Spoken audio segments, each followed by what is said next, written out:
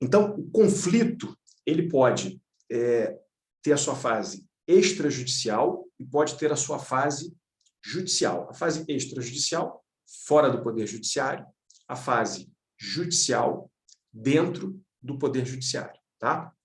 Você precisa ir para o Poder Judiciário quando o outro não se submete voluntariamente àquilo que deveria se submeter, quando o outro não cumpre o combinado. E aí, se ele não cumpre o combinado, você tem duas alternativas: deixar por menos, né, deixar por isso mesmo, ou obrigá-lo a cumprir o combinado. E você sempre vai obrigá-lo a cumprir o combinado? Não. Por exemplo, o sujeito saiu e deixou uma conta de luz em aberto, ou ele levou uma maçaneta de porta que custa R$50. E para você propor uma ação para poder cobrar aquilo, você vai gastar pelo menos uns R$500. Faz sentido? Não, não faz sentido. Então, você vai ser pragmático. Provavelmente vai deixar isso por menos. Ou, se você se preparou previamente, se você conhece as regras do jogo, e você tem depósito calção, você pode deduzir aquele valor do depósito calção. Tá? Agora, essa situação é diferente de uma situação em que o sujeito deixa de pagar, sei lá, 2 meses de aluguel e, ao sair, retira todas as portas da sua casa, do seu imóvel, junto com a mudança dele ou dela. Aí você não vai deixar por menos, né? Porque provavelmente o depósito calção não vai ser suficiente para cobrir essa despesa e, além disso, você vai levar ali um tempo que seja de 2, 3 dias para poder recolocar essas portas, vai ter que contratar o serviço, né? Contratar pessoas para poder fazer essa instalação, e o imóvel vai ficar desalugado enquanto você não resolver esse problema. Então, você vai provavelmente cobrar isso judicialmente. Tá? Então, tem essa fase extrajudicial e a fase judicial. Você vai decidir ir ou não para a fase judicial em razão da probabilidade de você ser bem-sucedido, né, naquilo que você vai demandar, porque você também pode ter cometido erros no trato com o teu inquilino. Isso é muito comum, principalmente quando o proprietário não é preparado para lidar com essas situações, e também em razão de uma relação custo-benefício aí, de quanto vai custar de dinheiro mesmo e de tempo. Né? Eu costumo botar dentro da equação tempo, dinheiro e desgaste. O tempo que leva, o quanto eu gasto, e o desgaste que eu vou ter para, durante esse tempo e gastando esse dinheiro, ter que lidar com essa situação. Tá? E aí, isso é muito individual de cada um, e a pessoa toma uma decisão sobre valer a pena ou não seguir para a fase judicial. Agora, existem situações em que você não tem alternativa. Exemplo, Rodrigo, quando é que eu não tenho alternativa? O teu imóvel é a tua fonte de rendimentos. Se o inquilino está dentro do teu imóvel, não está pagando e não sai, você vai ter que recorrer ao judiciário, não importa o tempo que leve. Né? E existem problemas outros, né? Tem questões que depois, em outras oportunidades, vou trazer aqui para vocês. Por exemplo, existem questões com as quais eu lido que eu estou há mais de um ano resolvendo a questão e pacientemente aguardando os momentos mais oportunos para praticar determinados atos. Como assim, Rodrigo? Você está aguardando? Cada questão que você vai resolver tem um tempo certo para você tomar a decisão e ter uma atitude em relação àquilo que está se apresentando. Tá?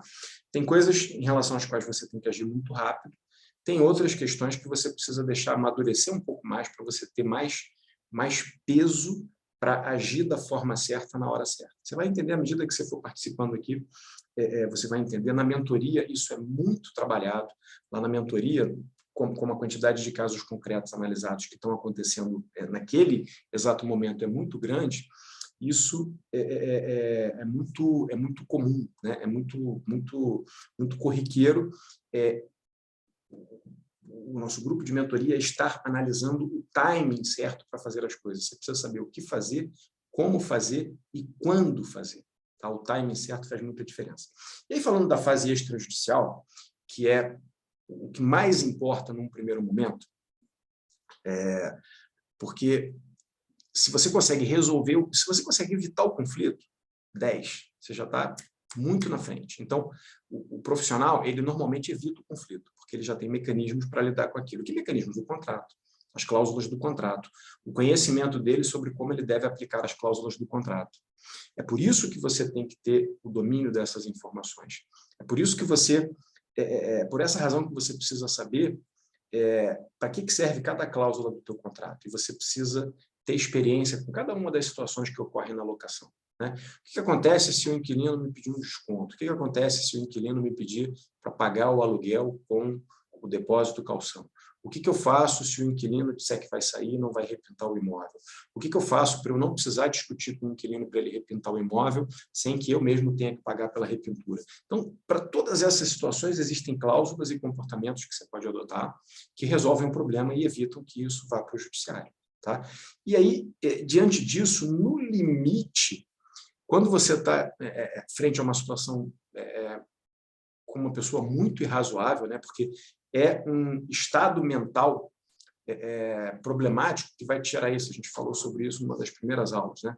A gente falou sobre o inquilino mau caráter, a gente falou sobre o inquilino sem noção e a gente falou sobre o inquilino dono da verdade, que são 3 perfis problemáticos que normalmente vão fazer com que você tenha, né, esse tipo de problema. Se você vacilou, deu bobeira e pegou esse tipo de inquilino pela frente, tudo bem, né? Tudo bem que eu digo assim, você pode, em algum momento, até abrir mão de alguma coisa para se livrar desse perfil de inquilino, porque você já está tudo redondinho, você já está tudo certinho ali com, né, a tua estrutura contratual, com a postura que você adota para resolver essas questões. Então, você sabe que você vai ter algum prejuízo ali naquele momento, mas você vai resolver o problema rápido.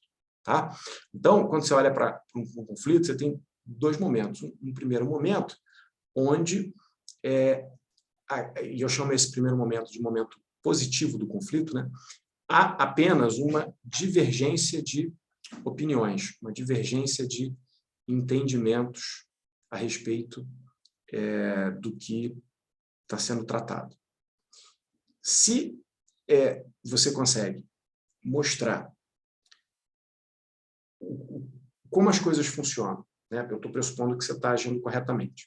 Então, o teu inquilino ele está tendo uma visão que é diferente do que é o correto, do que cabe ser feito naquela situação, e aí isso gerou um impasse entre vocês. Se você tem a habilidade necessária para conversar com ele, conduzir, né, não é nenhuma negociação, aquela interação, e mostrar para ele que ele não está correto naquilo que ele entende que é devido, beleza, ele pode até não ficar feliz, mas mesmo contrariado, ele só não vai ficar feliz porque ele está sendo contrariado. Mas, né, se ele for uma pessoa de bem, uma pessoa correta, ele vai entender que, mesmo ele estando sendo contrariado, ele não tinha razão, ele não estava certo naquilo que ele estava pleiteando e pronto, acabou.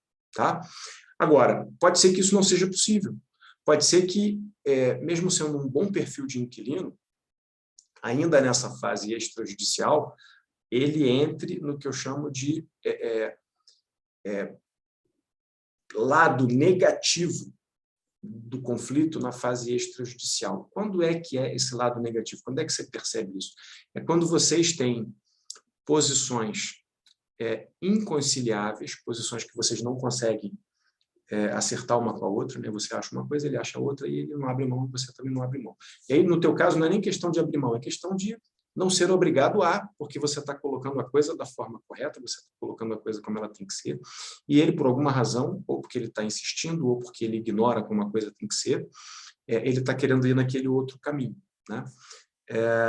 No exemplo aqui da pergunta vai ficar claro isso. Então,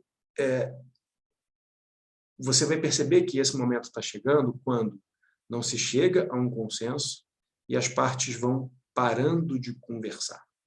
Então, você manda um WhatsApp, a pessoa não responde mais, você telefona, o sujeito não atende. Né? Aí,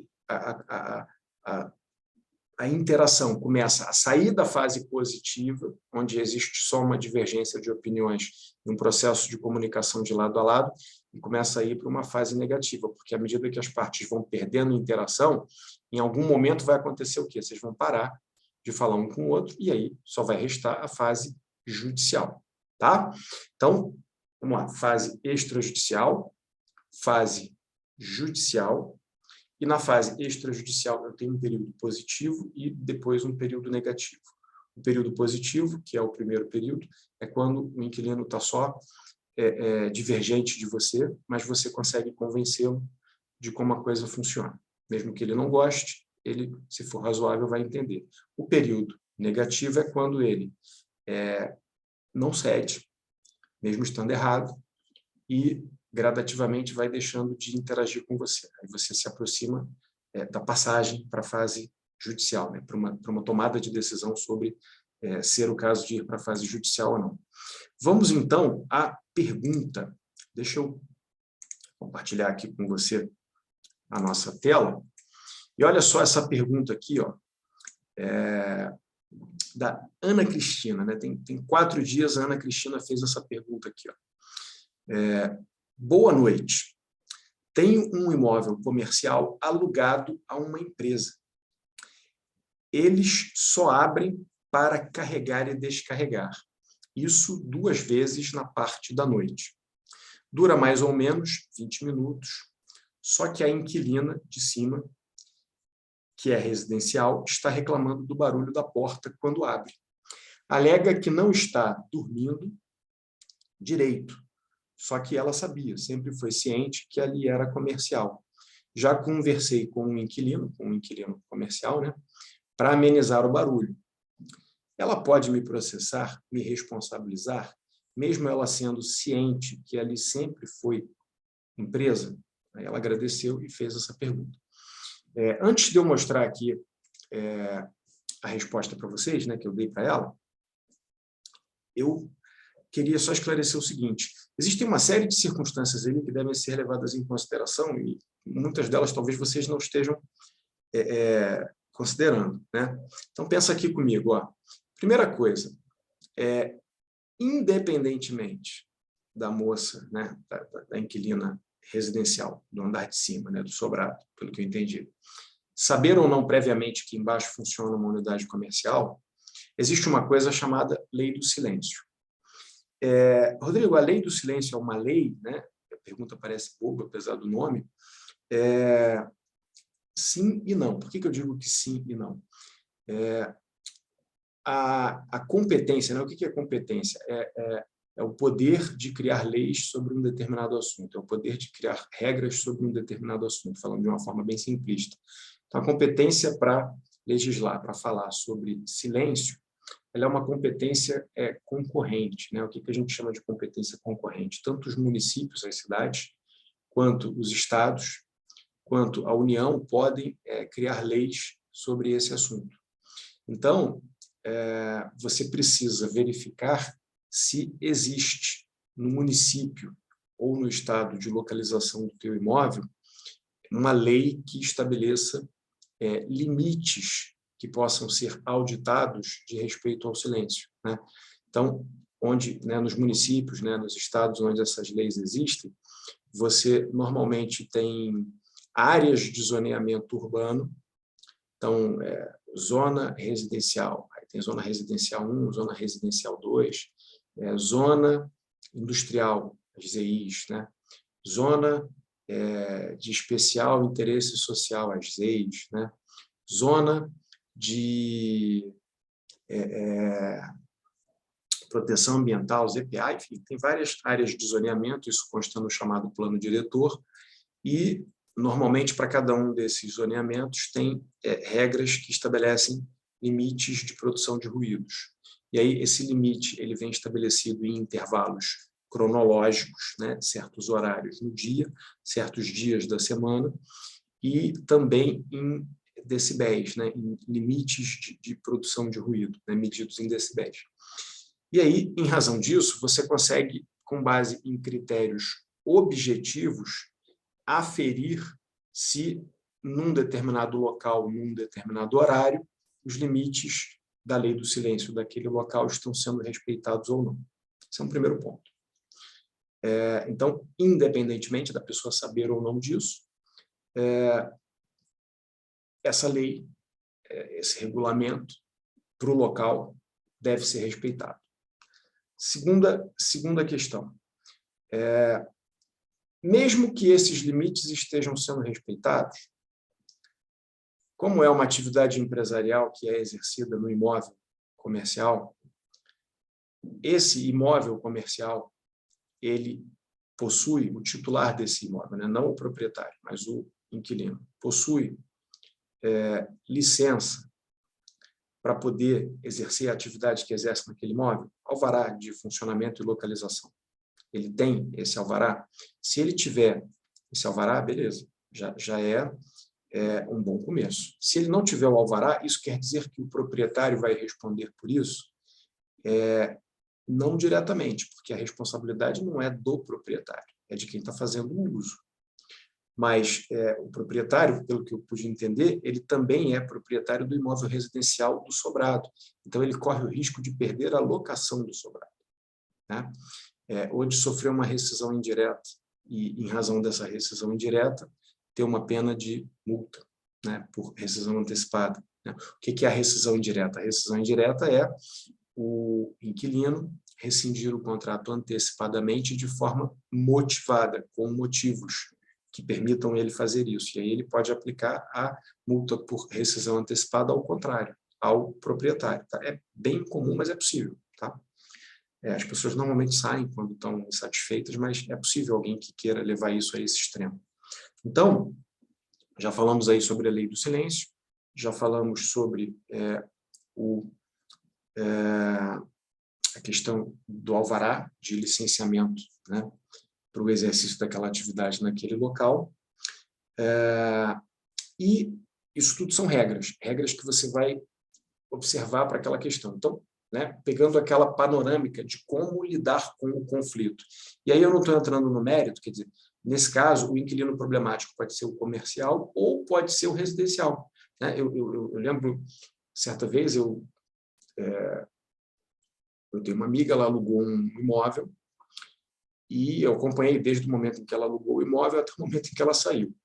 Em algumas oportunidades, eu a visitei e eu vi o comportamento da vizinha relativamente a ela e o filho.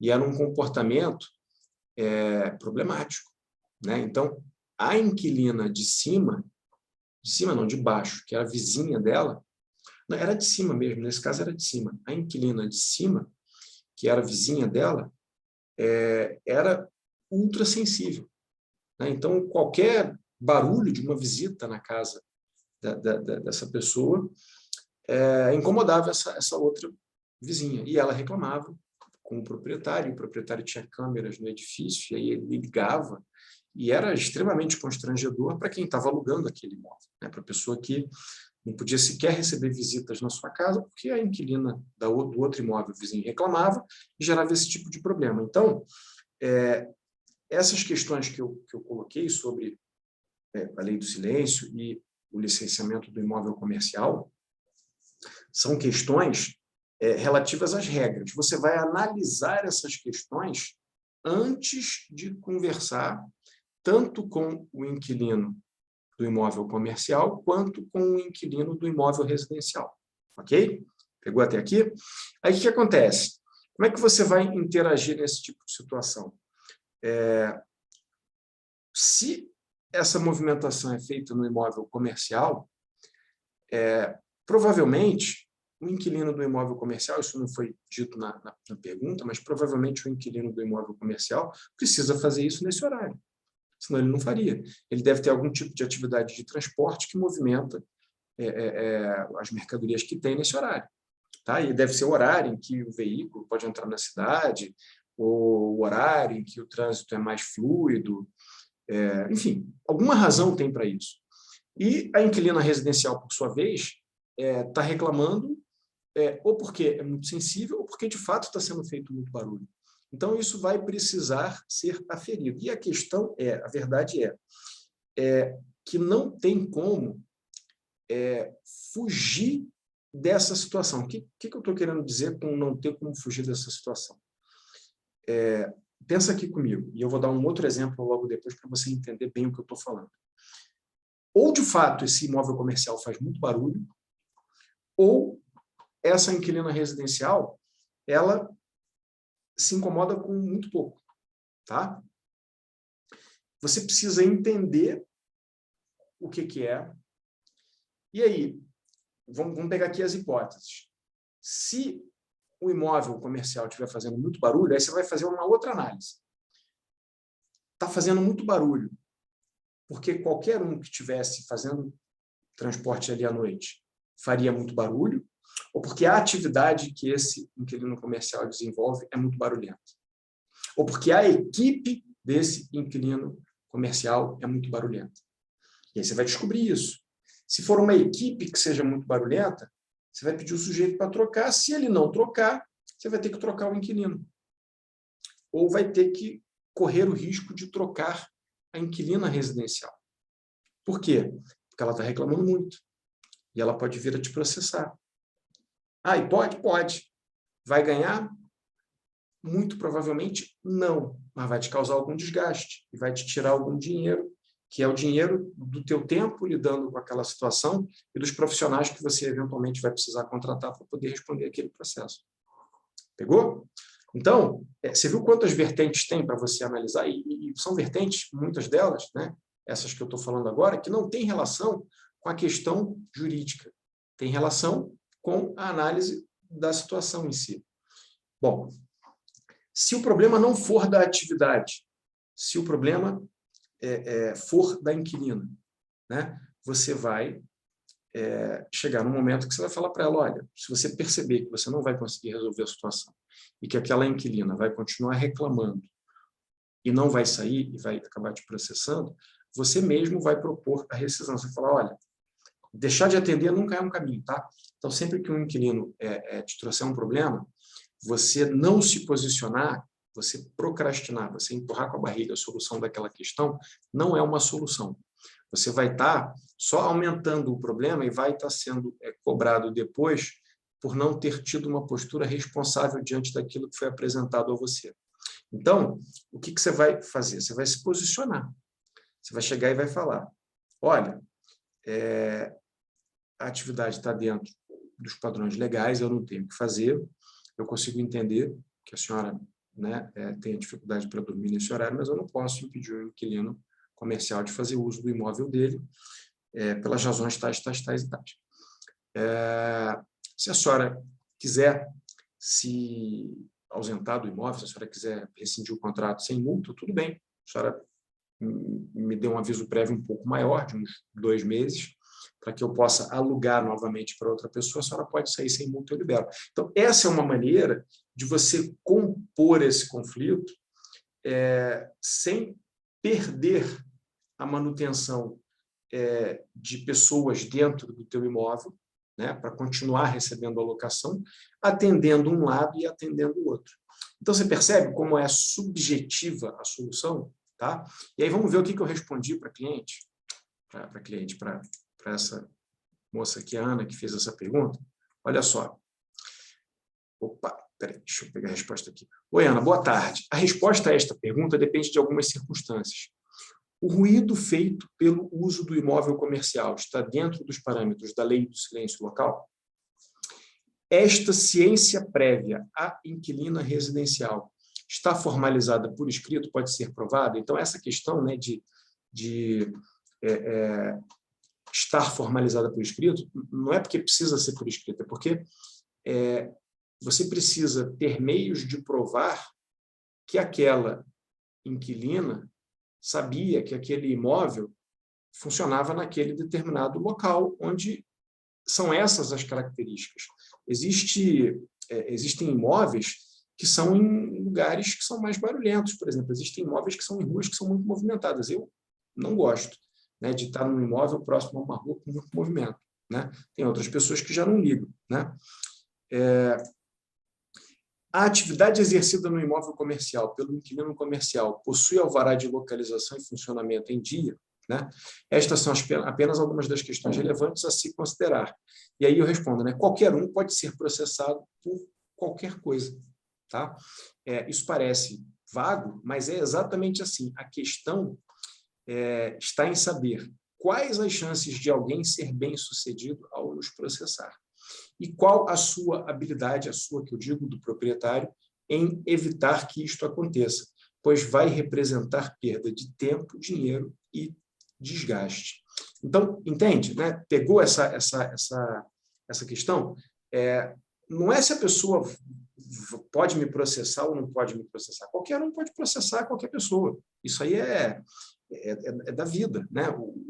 Existe um princípio no direito, né? Uma regra no direito, que é a regra do acesso à justiça, né? O princípio do acesso à justiça. Eu uso aqui, às vezes, uma linguagem coloquial, porque eu falo com todos, em especial com aqueles que não são do direito, eu falo com donos de imóveis, né? Então, eu preciso falar numa linguagem que todos entendam. E essa regra, né, do acesso à justiça, ela estabelece o seguinte, que mesmo que você não tenha o direito que você está dizendo que tem numa ação, você vai poder dar entrada naquela ação. E isso, por si só, já vai causar um problema para aquele que está sofrendo a ação, para aquele contra quem a ação está sendo proposta, né? Então, quando você estiver diante de um problema, você tem que avaliar, é claro, né, se a pessoa vai entrar com a ação, você deve avaliar isso também, porque às vezes pode ser que você não queira nem ter um desgaste, e que o que você vai ter que ceder ali é tão pouco que você até prefere, para tirar, né? Sabe aquele negócio, não vou discutir com o maluco, para tirar o maluco do caminho, né? Então, você pode adotar essa medida e, mais do que isso, é você saber, na eventualidade de ir para o judiciário, quais são as consequências. Porque você pode estar errado numa determinada situação. Acontece, tá? Não que você queira estar errado, mas, vou dar um exemplo aqui. Você tá lá no teu imóvel, né? Você alugou um imóvel e uma ventania muito forte atingiu ali a região do teu imóvel.